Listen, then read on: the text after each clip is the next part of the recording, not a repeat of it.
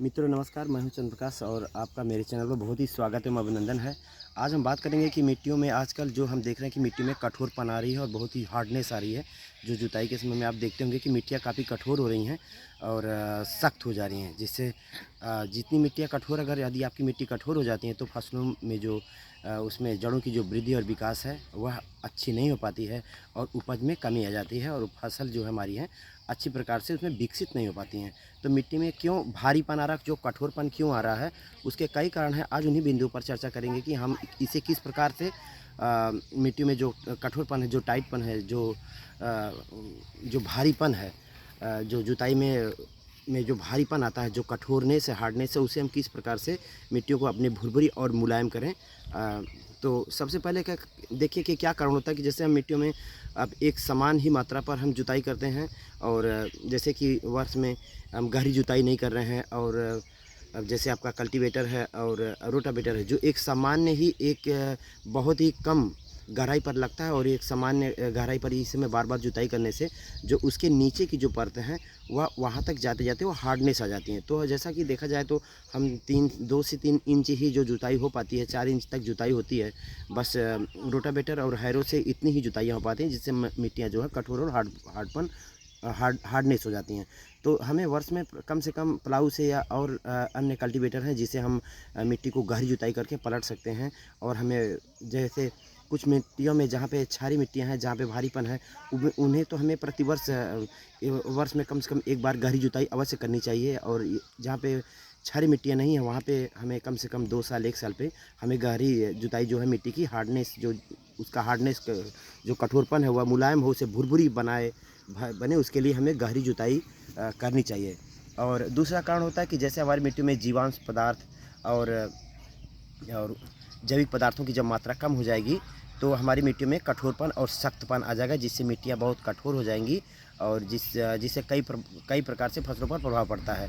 पहला प्रभाव तो जैसे जड़ों का विकास नहीं होता। जब जड़ों का विकास नहीं हो पाएगा तो हमारी फसल जो है उसके उत्पादन क्षमता में बहुत ही कमी आएगी।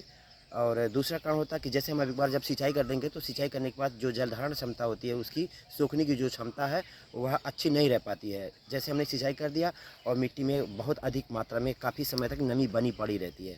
और तीसरा कारण होता है कि क्ले। जब मिट्टी में हमारे क्ले बन जाएगा तो उसमें मिट्टियाँ, क्ले का मतलब होता है जैसे मिट्टियों के जो कणों में जो हो चिपकनापन, उसे क्ले कहा जाता है। चिपकनापन और मिट्टियों का जुड़नापन, ये 2 अलग अलग प्रक्रियाएं हैं। इसके बारे में हम बाद में विस्तृत चर्चा करेंगे।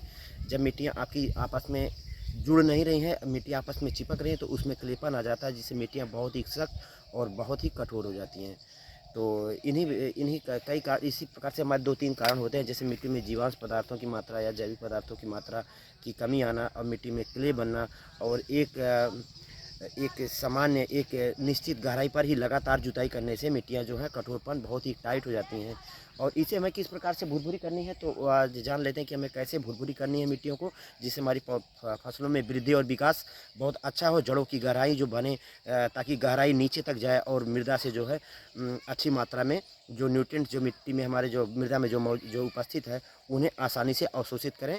जितनी जड़ों की गहराई होगी उतनी फसलों की वृद्धि और विकास होगी, उतनी हमारी फसलों में हमें वृद्धि आएगी, उनके उत्पादन क्षमता में वृद्धि आएगी।